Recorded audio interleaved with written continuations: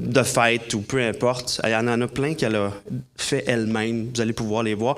Et aussi, donc, Sylvain s'occupe de la Fondation Sembec. Comme Marc-Olivier l'a dit tantôt, on est plusieurs ici d'avoir pu bénéficier d'une bourse pour étudier. Donc, moi, j'en suis un, Marc-Olivier et Greg. Il y en a d'autres aussi. L'époux de Nathalie, Donald Rodier, aussi a été boursier. Et c'est quand même d'un gros montant. Pour ma part, j'ai eu 30 000 échelonnés sur 6 ans qui m'a permis d'étudier une journée par semaine. Donc, ça a vraiment contribué à la formation d'ouvriers au Québec. Donc, Sylvain vient nous parler de la Fondation, il vient nous partager aussi la parole de Dieu. Il ne fait pas juste nous parler de la Fondation, mais on est vraiment content que tu sois là, Sylvain, et content aussi que le Seigneur t'utilise de cette manière-là au Québec pour la formation des ouvriers. Et donc, j'aimerais prier pour toi. Tu peux t'avancer. Merci. Seigneur Jésus, merci d'utiliser Sylvain de cette manière-là.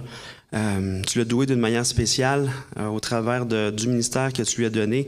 Il y a toutes sortes de fonds qui sont ramassés pour former encore plus d'ouvriers, préparer d'autres projets aussi. Seigneur, merci. Merci pour sa fidélité.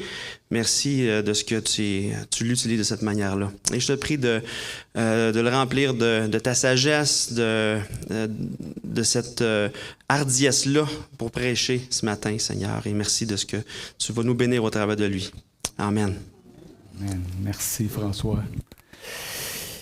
Merci. Écoutez, c'est tellement un privilège, une grande bénédiction d'être avec vous ce matin. Je suis vraiment reconnaissant pour votre conseil, en particulier pour votre pasteur que j'ai approché premièrement, que j'apprends à connaître avec les années, honnêtement. On n'a pas eu l'occasion vraiment d'échanger beaucoup ensemble, mais une chose que j'ai constatée chez lui, c'est qu'il est facile à aimer, votre pasteur. N'est-ce pas? Vous êtes d'accord avec moi, hein? Ceux qui ne sont pas d'accord, peut-être vous avez besoin d'un peu de counseling là, après. Mais non, bref, merci de votre invitation. Ça me fait plaisir d'être là. François a fait un bon résumé. J'y ai donné des détails très rapidement. Sa mémoire est très efficace. Il a mentionné beaucoup de bonnes choses. Alors, peut-être que la chose que je devrais ajouter, c'est que lorsque j'ai terminé mon dernier ministère pastoral à Montréal, j'ai été approché par Sembec pour prendre soin des cours, m'occuper, coordonner les cours ecclésiocentriques, tout ce qui concernait les cours, ce qu'on appelait dans le temps les cours programmés, qui sont maintenant les cours ecclésiocentriques, donc la décentralisation des cours dans les églises. Et j'avais la responsabilité d'assurer un suivi et de poursuivre le mandat qui était là. Aussi au niveau de la coordination des événements Sembec. Alors, certains que je vois aujourd'hui, probablement que je les ai rencontrés, je reconnais des visages. Je ne peux pas mettre des noms, mais je reconnais que probablement qu'on s'est vu peut-être dans un des événements que Sembec a présenté, dont j'avais la charge de coordonner. Et maintenant, avec Sembec toujours, je travaille au niveau de, je dirais, l'approche. Mon titre officiel, c'est ambassadeur, mais en réalité, je prépare des projets en collaboration avec Sembec, avec les gens concernés, pour éventuellement les présenter aux fondations et en espérant ou en souhaitant, si Dieu le veut, que ces fondations-là puissent nous aider à soutenir les projets de Sembec. Alors, je fais ça depuis maintenant 3-4 ans. Mais ce matin, je ne suis pas là au nom de Sembec. Alors, j'ai l'occasion vraiment de mettre encore plus de clarté sur cela. Je suis là au nom de la Fondation Sembec. Alors, certains d'entre vous disent, mais voyons, c'est la même chose. C'est quoi la différence? Eh bien, je suis là pour pouvoir mettre ça un peu plus au clair. En fait, c'est 2 entités administratives différentes. Si je résumais au plus simple, ce serait que la Sembec forme et la Fondation soutient financièrement ceux qui aspirent au ministère et qui veulent être formés. Mais c'est quand même 2 entités différentes. Alors, la façon dont on va procéder ce matin, on va procéder en 3 parties. La première partie, on va regarder une vidéo. Il y avait déjà une vidéo à l'horaire de 14 minutes. Moi, je vais vous demander encore la patience pour 4 minutes 17 secondes pour écouter un petit peu le ministère de la Fondation Sembec. Et ensuite, je vais enchaîner pour vous donner quelques détails supplémentaires avec un PowerPoint et quelques informations utiles qui, je pense, peuvent vous aider à mieux saisir davantage l'importance et la bénédiction au Québec d'avoir eu le ministère de la Fondation et de l'avoir encore. Et on va tranquillement glisser vers un passage de l'Écriture pour s'encourager et laisser la parole de Dieu nous parler, nous transformer. Et ma prière, c'est que tout cela puisse toucher nos cœurs tous ensemble ce matin et qu'on puisse repartir d'ici vraiment avec un nouveau désir pour le Seigneur, encore plus renouvelé, pourquoi pas. Alors, immédiatement, sans plus tarder, allons-y pour cette première partie, une vidéo, qui va durer 4 minutes 17 secondes.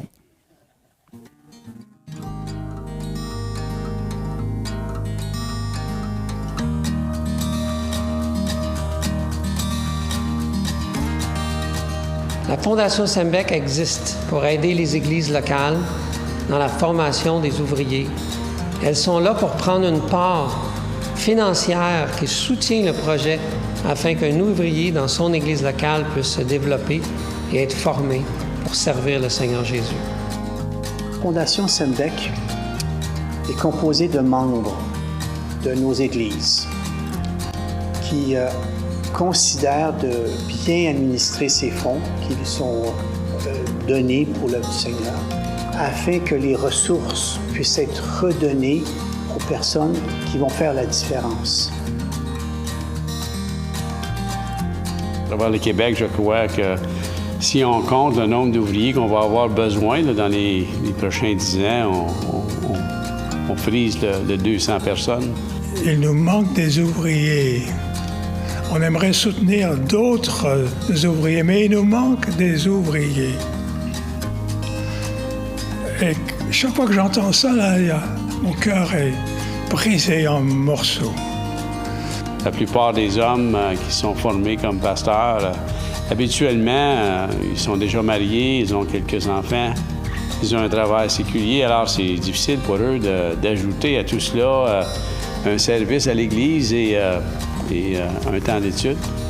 Supplier le maître de la moisson pour les pousser dans sa moisson.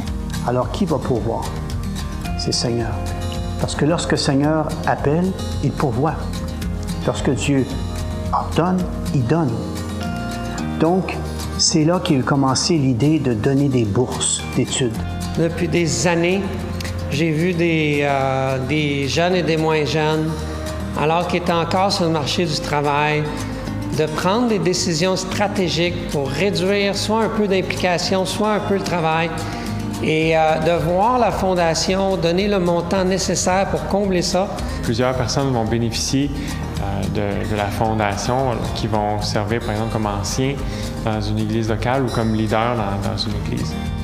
Les étudiants qui s'inscrivaient à Sembec étaient limités en temps, donc pouvaient prendre jusqu'à 10 ans avant de compléter une formation théologique de base. Et la Fondation avait comme but de réduire le nombre d'années que la formation pouvait prendre. Et elle accomplit cet objectif-là.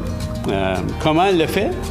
Eh bien, elle le fait en donnant un montant d'argent qui cherche à remplacer une journée de travail. Donc, à chaque étape où j'ai eu une bourse de la Fondation Sembec, c'est ce que ça l'a permis. Ça l'a permis que moi, je puisse libérer mon temps pour les études et ça l'a permis que l'Église puisse avoir des fonds, des finances de libérer pour pouvoir payer quelqu'un d'autre à faire des choses que moi, je ne pouvais plus faire parce que j'utilisais mon temps pour les études. Finalement, le fait qu'une personne commence une journée par semaine, et ensuite ça a été 2 jours semaine, 3 jours semaine, et là, finalement, l'Église pouvait envoyer un ouvrier dans la moisson. Si tu te sens appelé, si tu as le désir de servir Dieu, va voir les anciens de ton Église et parle-leur de la Fondation Sembec. Avec l'aide de la Fondation Sembec, on a pu quitter une journée de notre emploi pour pouvoir étudier. On a pu payer le prix alors qu'on était au début de notre mariage ou en fréquentation. On a pu vraiment se concentrer sur nos études. Est-ce que tu es prêt? Joins-toi à nous.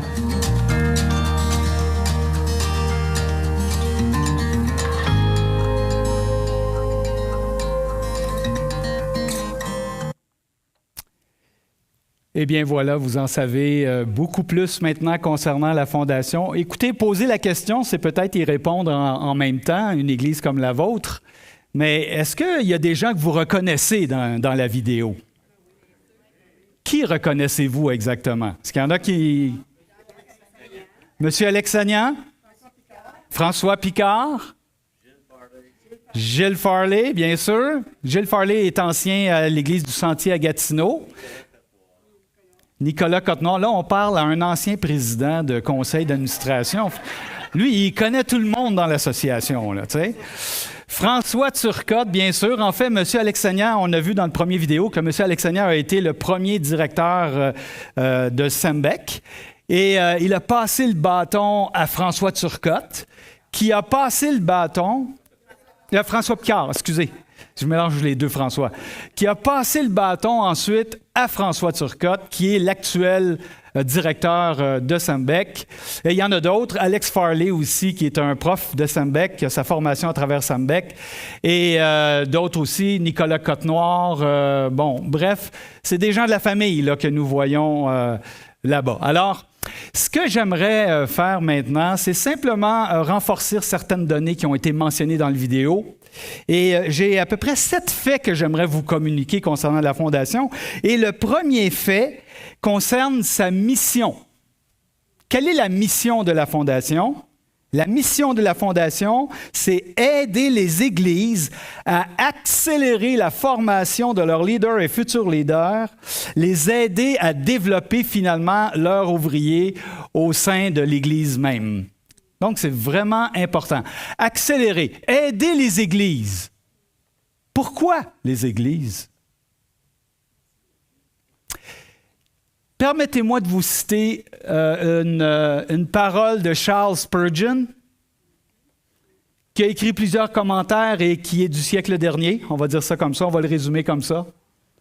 En parlant de l'Église, il a dit « L'Église est l'endroit le plus précieux au monde. »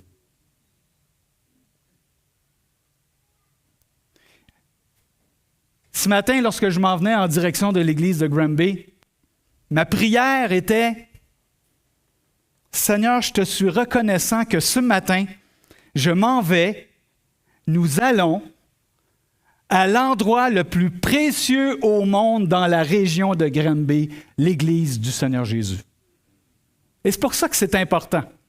C'est pour ça que la Fondation veut aider, veut encourager, veut stimuler, veut permettre aux églises de pouvoir se développer de plus en plus, davantage, jusqu'au retour du Seigneur. Pourquoi pas? Aider les églises, bien sûr, les églises que le Seigneur a acquis par son propre sang. Maintenant, comment la Fondation aide-t-elle les églises? Elle le fait en octroyant des bourses pour la formation d'ouvriers. Vous avez entendu M. Farley, entre autres, qui l'a mentionné. En fait, l'objectif, c'est de pouvoir distribuer, de pouvoir offrir des bourses d'études dans le but d'accélérer l'étude d'aspirants ou de futurs aspirants ou même de pasteurs qui sont en formation et qui veulent se développer, d'accélérer leur étude pour qu'ils soient le plus rapidement possible actifs à servir dans l'Église de Dieu et favoriser la croissance, le développement. Donc, c'est vraiment important. Et l'idée derrière la bourse, finalement, c'est libérer du temps pour se consacrer à l'étude, finalement. Alors, on va le voir dans quelques instants, c'est vraiment fondamental pour le développement de nos églises. Maintenant, l'origine, d'où vient cette idée de fondation? Une personne qu'on n'a pas mentionnée, c'est M. Alexanian, qui est le premier, je dirais président, oui, on l'a dit, mais on n'en a pas parlé plus qu'il faut, mais M. Alexanian a été là et il a été un des piliers, pour ne pas dire un élément super important pour le développement du séminaire. Et lui, lorsqu'il a pris sa retraite, je dis sa retraite, mais en réalité, sa retraite de SEMBEC, parce qu'il a continué à aller travailler ailleurs dans les églises, à aider. Je sais qu'il a aidé à Buckingham, il a aidé à Hull, il est venu aussi dans la région de Sherbrooke, étant plus jeune. C'est un missionnaire américain, on va dire, qui est venu ici au Québec et qui s'est investi pour l'œuvre au Québec. Et lorsque son ministère à SEMBEC a été terminé, il avait à cœur une chose. Il avait à cœur d'avoir du soutien pour les ouvriers. Alors, en collaboration avec d'autres chrétiens qui avaient aussi un fardeau semblable, ils ont créé la Fondation Sembec avec l'objectif de pouvoir aider, de soutenir financièrement les ouvriers. Maintenant, M. Alexanian a dit ceci, vous avez la phrase en avant. Les ouvriers sont des priorités car l'Église est la priorité et sans les ouvriers, l'Église ne va nulle part.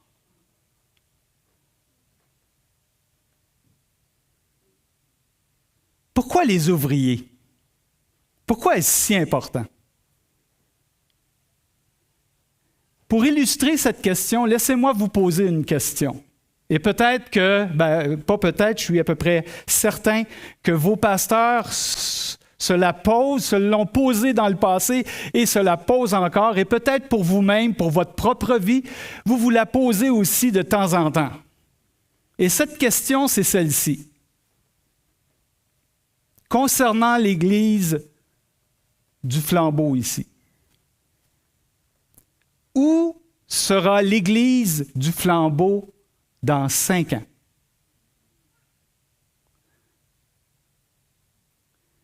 Où sera l'Église du Flambeau dans 10 ans? Où sera l'Église du Flambeau dans 30 ans?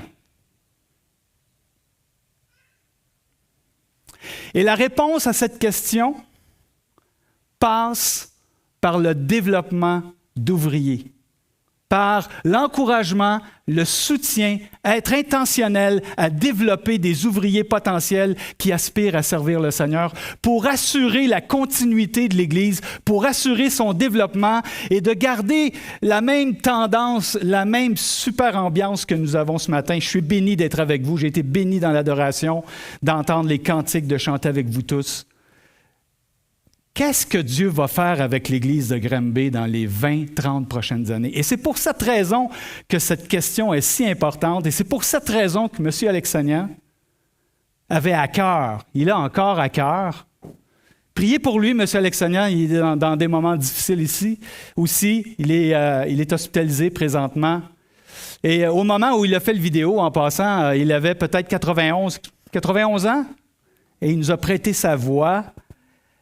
Et vous avez vu encore sa passion pour le Seigneur. Mais bref, voilà l'idée derrière la fondation créée ou encouragée par M.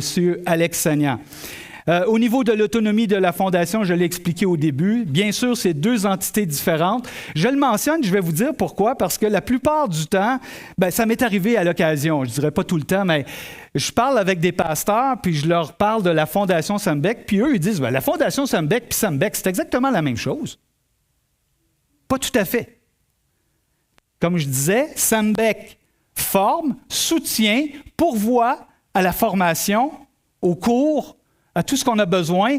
Et la Fondation, elle, son objectif, c'est de soutenir, oui, mais financièrement, les aspirants potentiels. Et c'est la raison pour laquelle c'est 2 entités administratives différentes, mais ils ont un partenariat ensemble pour aider au développement et à la formation d'ouvriers au Québec. Maintenant, la source des dons reçus aussi.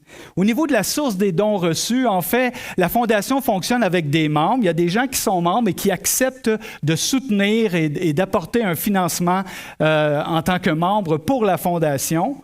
La Fondation aussi reçoit des dons ponctuels, c'est-à-dire des gens qui ont à cœur de donner, ils peuvent donner à la Fondation. Et j'insiste pour dire une chose ici ce matin, je ne suis vraiment pas là pour solliciter des fonds pour la Fondation. Mon mandat est plutôt de vous parler du ministère, de vous dire comment la Fondation aide les églises et comment elle peut aider les églises et votre église aussi. On va en parler dans quelques instants. Mais la source des dons reçus aussi, par exemple, je vais vous donner un exemple d'un donateur qui me racontait que lui, il a décidé, par exemple, de donner un legs à la Fondation. Il a réuni sa famille. Ils ont parlé ensemble, puis ils se sont entendus pour dire qu'il va avoir un pourcentage de l'héritage qui va être légué à la Fondation pour assurer, finalement, la relève au niveau de la formation d'ouvriers. Écoutez, ça m'impressionne. Ça m'impressionne. Moi, ça m'impressionne ce matin à nouveau de venir ici. Ça m'impressionne de voir tous ceux qui sont, en tout cas, apparemment très engagés dans l'Église. J'ai eu l'occasion de parler avec les techniciens, de parler avec votre pasteur, de parler avec quelques personnes qui m'ont reçu à l'accueil. Ça m'impressionne de voir qu'il y a des gens qui sont partis avec vos jeunes présentement et ils sont en train de les encourager dans la foi. C'est impressionnant. J'oserais même dire que ça m'impressionne de vous voir ici, que vous avez choisi un dimanche matin quand même d'être en réunion ici pour pouvoir adorer le Seigneur. Hein? Vous remarquez que ce n'est pas tous les Québécois qui prennent cette décision-là le dimanche matin? Ça m'impressionne.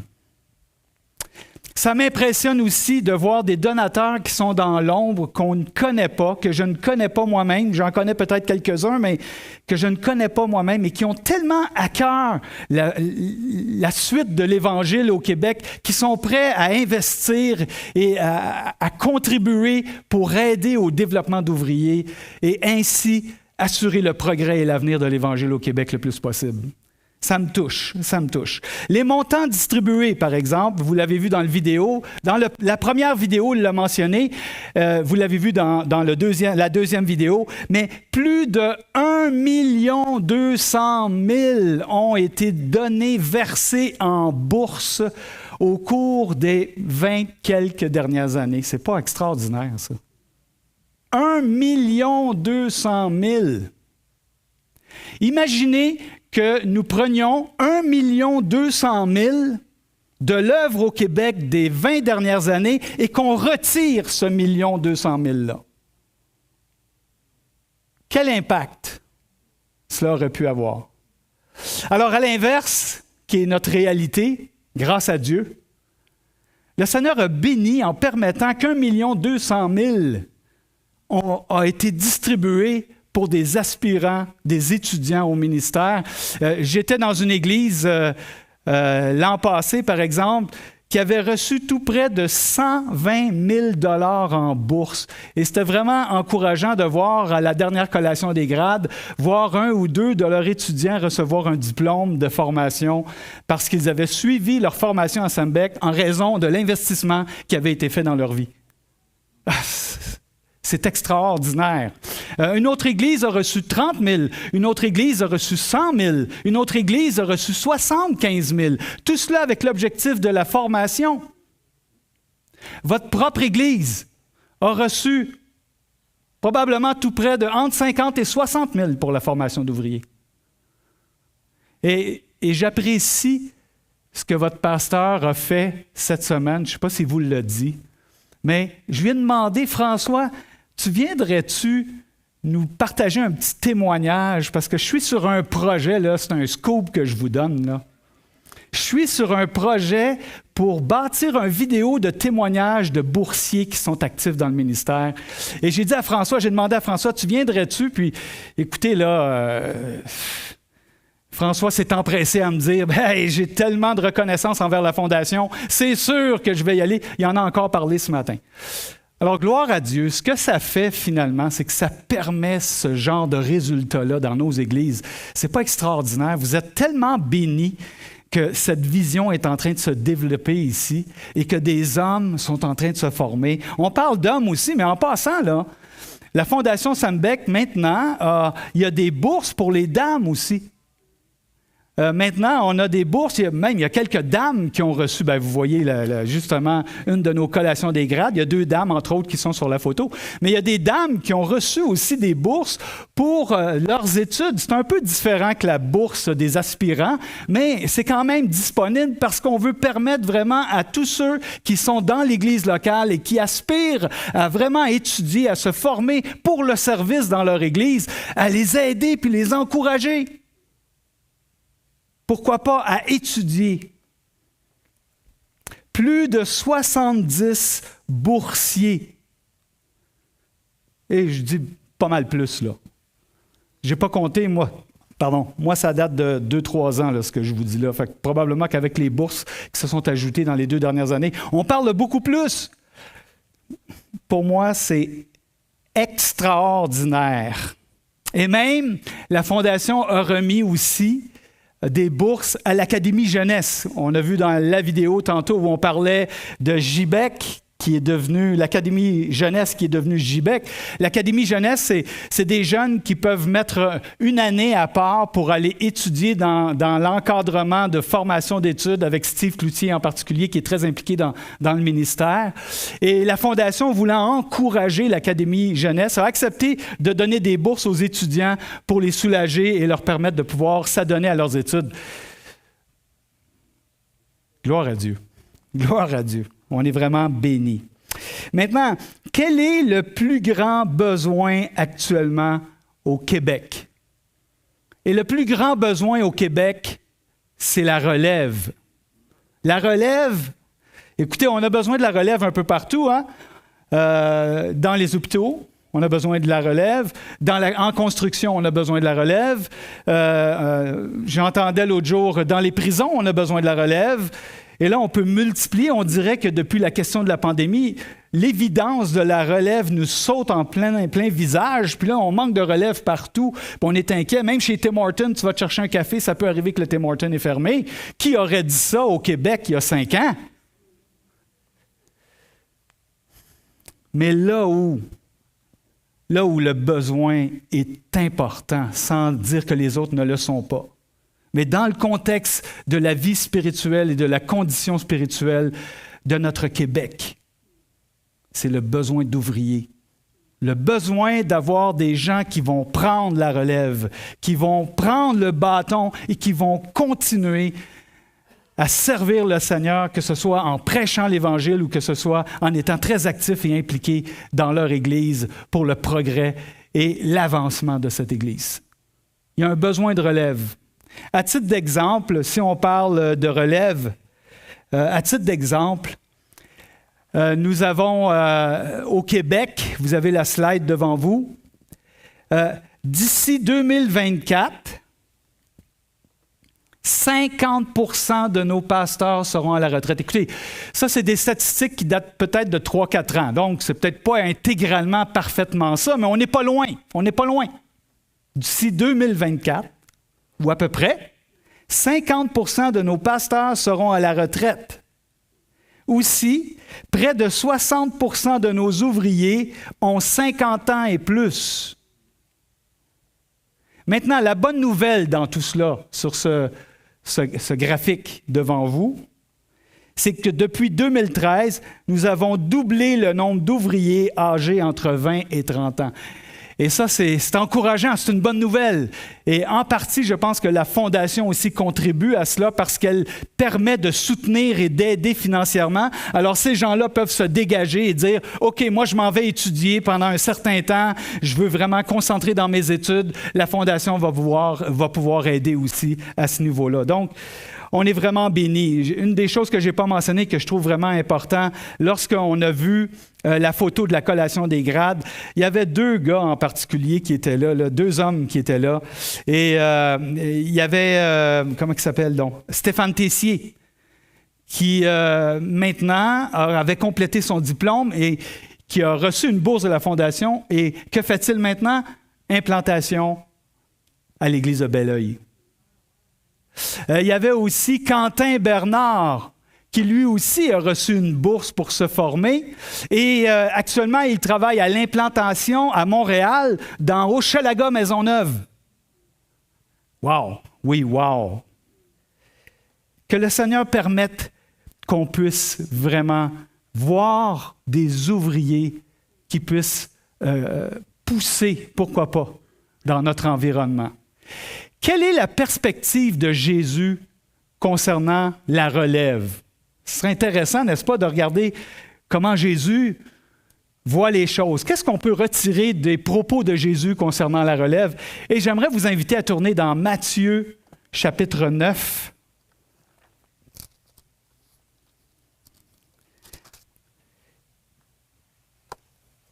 Matthieu, chapitre 9, à partir du verset 35, on va dire 36. C'est le contexte où Jésus, ce que mentionne l'évangéliste, le Seigneur se promène d'un village, d'une ville à l'autre, et l'objectif, c'est qu'il annonce la bonne nouvelle du royaume de Dieu. Ça, c'est le contexte. Verset 36 maintenant. Lisons quelques versets ensemble. Voyant la foule, il fut ému de compassion pour elle, parce qu'elle était languissante et abattue, comme des brebis qui n'ont point de berger. Alors il dit à ses disciples, « La moisson est grande, mais il y a peu d'ouvriers. Priez donc le maître de la moisson d'envoyer des ouvriers dans la moisson. » Et je complète avec un bout de phrase, un bout de verset du chapitre 10, verset 5. « Tels sont les 12 que Jésus envoya. »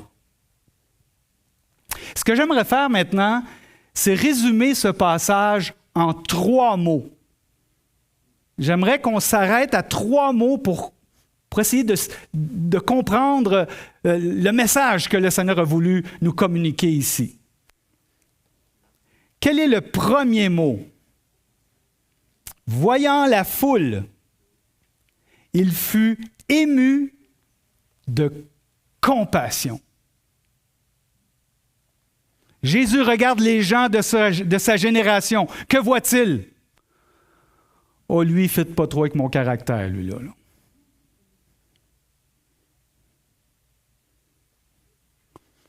Ah, regardons les défauts de lui. Non, pas vous, excusez, là. Pardonnez-moi, là, je ne vous avais pas vu, là. Non, vous comprenez l'idée. En fait, ce que j'essaie de vous dire, c'est que ce que Jésus voyait tous les besoins de sa génération. Il pouvait voir les besoins physiques, les besoins émotionnels, tous les besoins qui peuvent nous passer, nous traverser l'esprit. Mais le besoin principal, je pourrais dire, que Jésus voyait, c'était le besoin spirituel, le besoin de connaître la grâce de Dieu et la liberté qu'apporte l'Évangile de par sa venue sur terre, de par son sacrifice sur la croix, de par sa résurrection et de par la grâce maintenant qu'il accorde à tous ceux qui se tournent vers lui. Voilà le besoin, voilà le principal besoin que Jésus pouvait voir. Il dit dans le texte, comme des brebis qui n'ont point de berger. Expression brebis, animal vulnérable, employée dans l'Ancien Testament pour décrire entre autres le peuple de Dieu. Mais qui nous communique ici l'idée qu'elles ont besoin, ces brebis, de connaître, d'expérimenter les soins d'un berger ou du divin berger pour les protéger, les libérer, les garder, leur apporter la paix. Et là, on pourrait prendre tous les qualificatifs que nous connaissons que l'Évangile nous procure, n'est-ce pas? Pourquoi compassion? C'était vrai pour la génération de Jésus. Et on peut conclure certainement que c'est vrai pour notre génération, n'est-ce pas? On est d'accord? Quel est le principal besoin des Québécois d'un point de vue biblique, du point de vue de l'Évangile? Le principal besoin, c'est le besoin spirituel. Les gens ont besoin, dans notre beau Québec, d'entendre l'Évangile et de connaître, d'expérimenter la grâce de Dieu qui nous est offerte en Jésus-Christ. Vous êtes d'accord, hein? Voici ce que j'ai appris, moi, dans le temps, dans le ministère.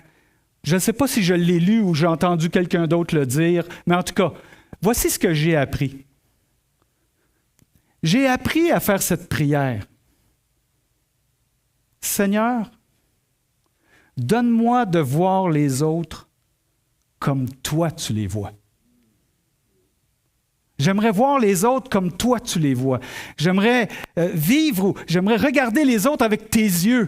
J'aimerais que quand je regarde quelqu'un, ce n'est pas ses défauts, ce n'est pas ses manquements, ce n'est pas les antipathies parfois naturelles qu'on peut avoir de caractère avec quelqu'un ou un autre. C'est tellement secondaire, ce genre de choses-là, vis-à-vis le beau message de l'Évangile. Mais donne-moi de voir le besoin, de voir les autres avec ce besoin spirituel, c'est-à-dire de connaître le Seigneur Jésus-Christ.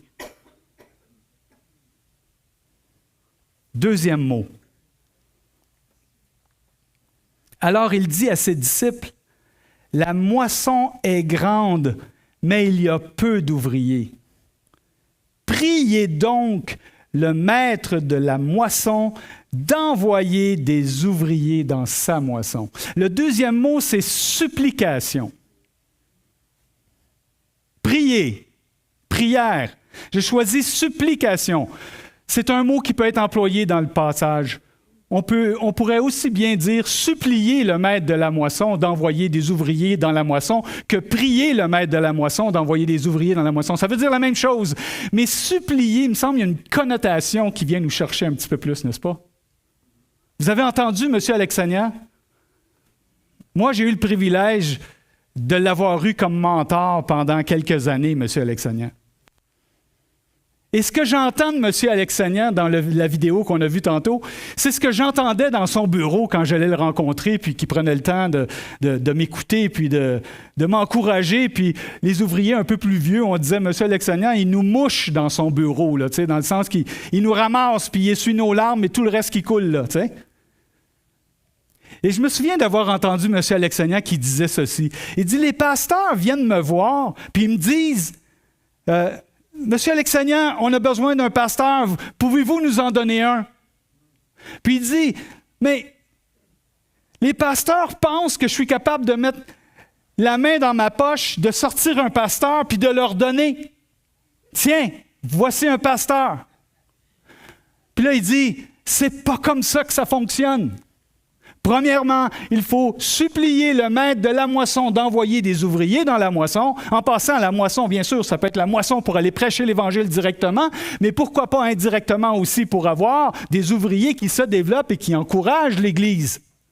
Il dit ensuite, il faut être intentionnel, c'est-à-dire avoir la vision de vouloir chercher, développer et avoir des ouvriers potentiels, les entourer, les encourager pour favoriser leur développement et permettre que ces gens-là puissent grandir et grandir et grandir et soient en mesure à un moment donné, lorsque Dieu les appelle, de pouvoir servir d'une façon précise ou, en tout cas, comme le Seigneur le veut, là où il place ces personnes potentielles qui ont à cœur de servir. Vous me suivez? Vous êtes toujours avec moi? Il y a 1 an à peu près, j'étais dans une église. J'allais présenter la fondation Sembec dans cette église. C'est une église que je n'avais jamais visitée, que je ne connaissais pas. Je suis arrivé là, puis il devait y avoir à peu près des gens semblables à, peut-être un peu moins, là, je ne sais pas combien vous êtes ici, mais mettons qu'eux étaient 150 à peu près. C'est comme ça que je l'ai évalué. Et j'ai rencontré le pasteur au début. Il m'a dit, OK, garde, c'est ça, ça, ça, ça. Toi, tu vas passer là. Parfait. Fait que je m'assois, j'attends mon tour. Et le dirigeant, ce matin-là, avant mon invitation, parle de l'importance de la moisson. Puis il dit, écoutez, ce matin, on va faire quelque chose. On va prier en église, tout le monde ensemble, on va demander au Seigneur qui envoie des ouvriers dans la moisson. Fait que moi, je reste un peu surpris, je ne m'attendais pas du tout à ça. Et là, j'assiste à ce spectacle extraordinaire de voir 150 ou à peu près têtes complètement courbées, des gens qui prient et qui sont en train de supplier le Seigneur d'envoyer des ouvriers dans la moisson. J'étais bouleversé. Ça m'a touché. Pourquoi? Moi, j'ai été 26-27 ans dans le ministère.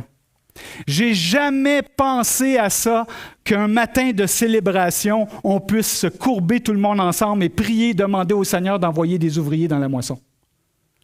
Oui, le conseil d'anciens, oui, les groupes foyers la semaine, oui, peut-être une équipe d'un ministère d'évangélisation, et comme le format que vous voulez, pas de problème.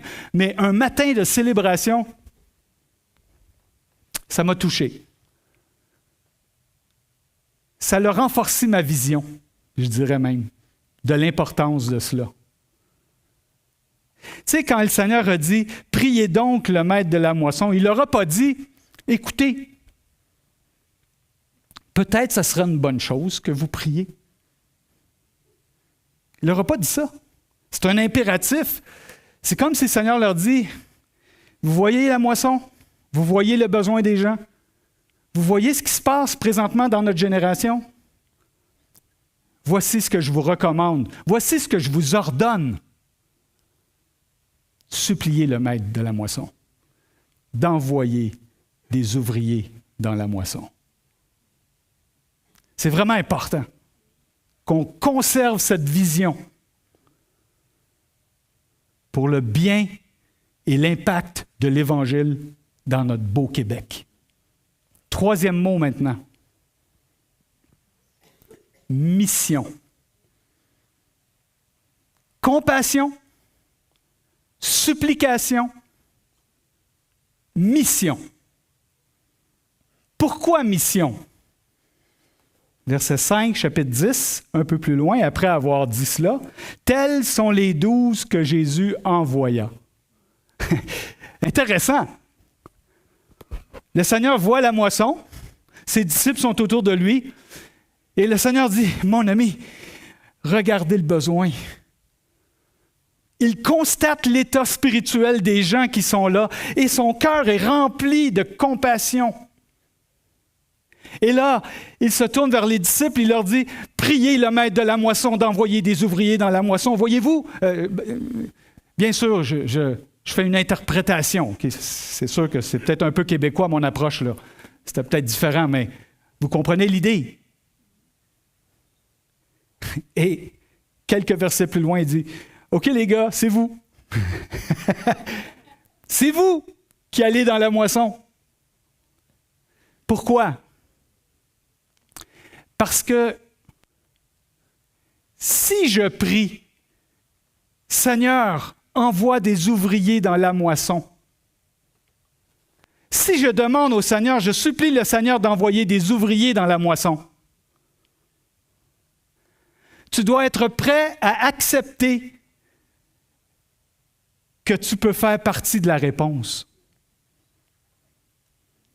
C'est-à-dire que le Seigneur pourrait t'utiliser. Là, je suis sûr, là, j'imagine certains commentaires dans vos cœurs. Oh, attends une minute, moi là, hey. Je ne suis pas appelé à être pasteur, je ne suis pas appelé à aller dans la moisson, à être évangéliste. C'est pas ça du tout mon rôle. Vous avez fort probablement raison, quoique c'est bon de se poser la question en passant, hein? Et de laisser l'occasion au Seigneur de vraiment montrer qu'est-ce qu'il veut faire avec moi, hein?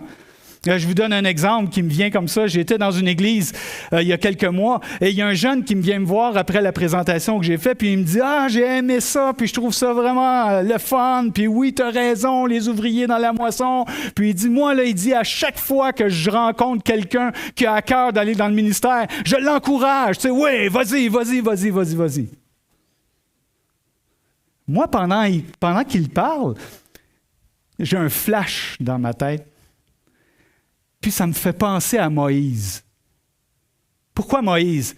Parce que quand l'Éternel Dieu il a dit « Va Moïse, va trouver mon peuple. » « Oh non Seigneur, j'ai la langue fourchue.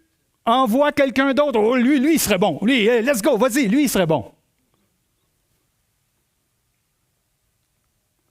Alors j'ai dit aux jeunes, « Mais pourquoi pas toi? » Là, il est resté un peu surpris. Puis on a eu une conversation ensemble, puis je l'ai encouragé. Laisse l'occasion à Dieu de décider ce qu'il veut faire avec toi. C'est tellement important. Ou d'autres disent ici, « Ah, ben là, écoute, là, moi, j'ai les cheveux blancs, là, tu sais, puis là, ben, je suis rendu à ma retraite, là, tu sais, oublie ça, là, m'impliquer, je suis à la retraite. Les cheveux blancs. » Mais c'est une occasion extraordinaire pour servir dans l'Église de Dieu. Là, tu dis, oh, ma retraite. Bien, ça ne veut pas dire que tu es obligé de t'investir 40 heures par semaine dans l'Église de Dieu, mais tu as peut-être un peu plus de temps pour donner un petit peu de temps ici et là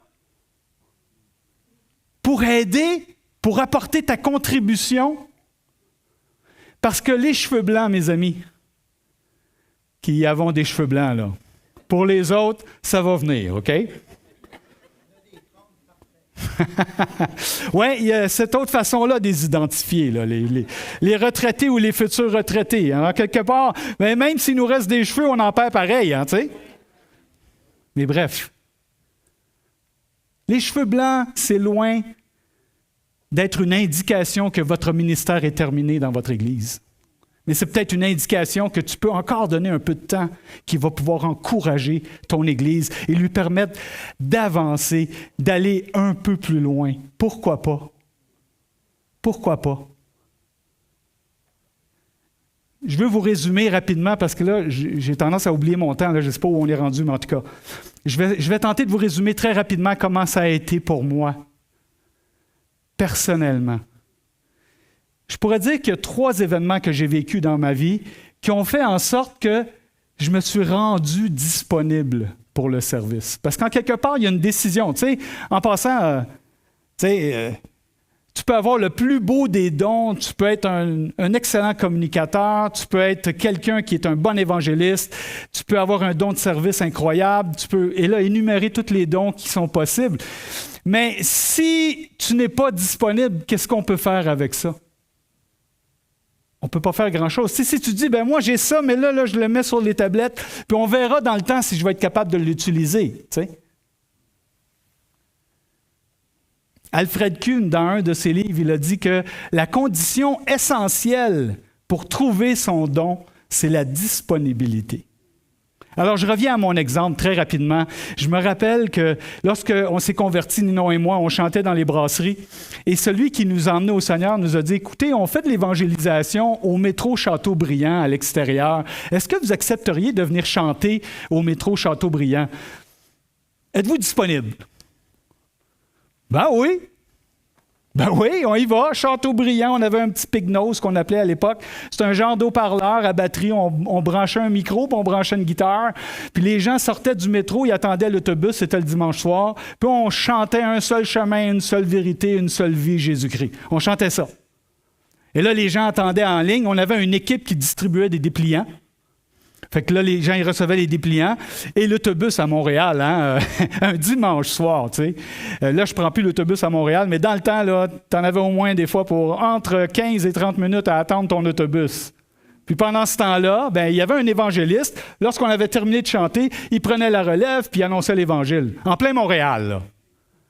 Et ce qui était drôle, c'est que le chauffeur d'autobus avait développé une sorte de complicité, on pourrait quasiment dire, avec nous, c'est qu'il connaissait le discours de l'évangéliste qui terminait toujours de la même manière.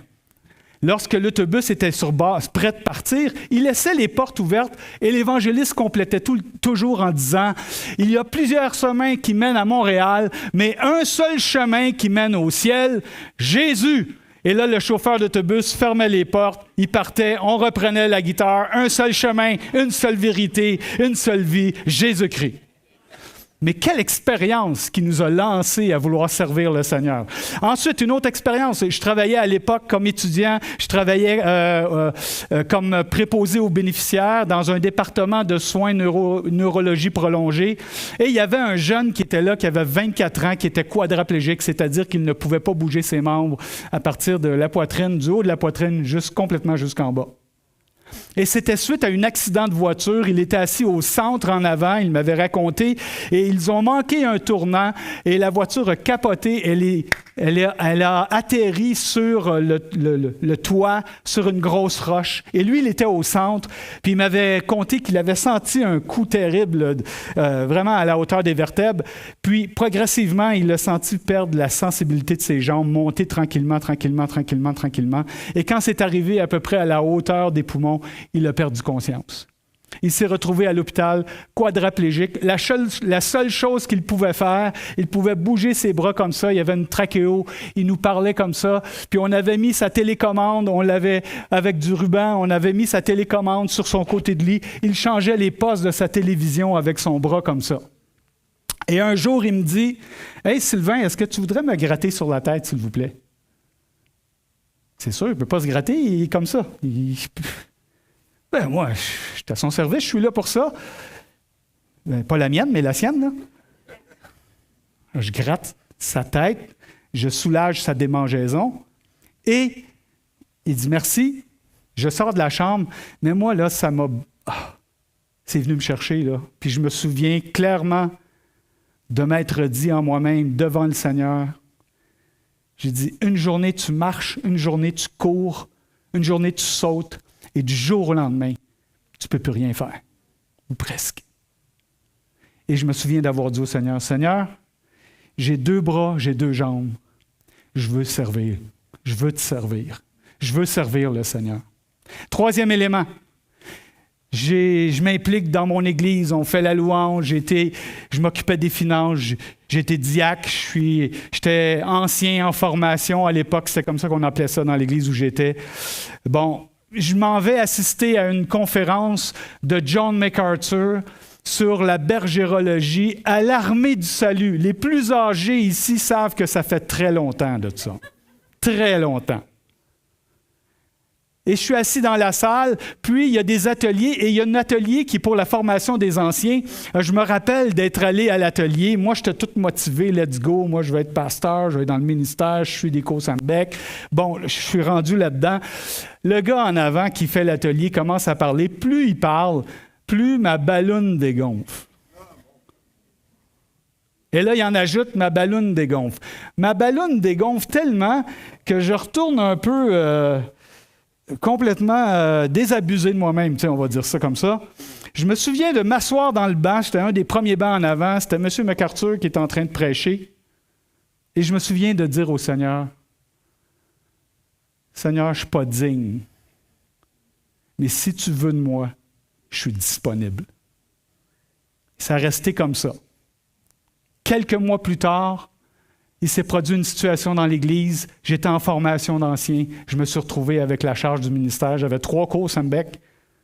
Il n'y avait pas de bourse à l'époque. Ça n'existait pas, moi, dans le temps. Et je suis allé de l'avant comme ça. Mais pourquoi je vous raconte tout ça? C'est que vous vous posez la question ce matin vous-même. Est-ce que vous êtes disponible? On n'a pas le temps de voir tous les versets, mais dans 1 Corinthiens 12, il est écrit que vous avez reçu ceux qui ont donné leur cœur au Seigneur, ceux qui se sont livrés à Jésus-Christ. Vous avez reçu au moins un don, au moins un. Et ça, c'est à part vos talents personnels.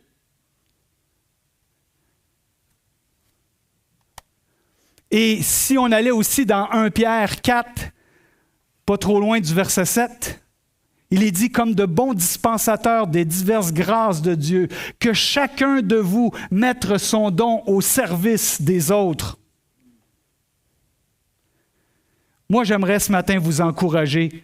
Peut-être certains sont appelés au ministère, peut-être certains sont appelés à être évangélistes, peut-être que d'autres sont appelés à autre chose, je ne sais pas, mais j'aimerais vous encourager à réfléchir sur les dons que Dieu vous a donnés, et que vous puissiez vraiment considérer vous rendre disponible pour la gloire de son nom avant son retour.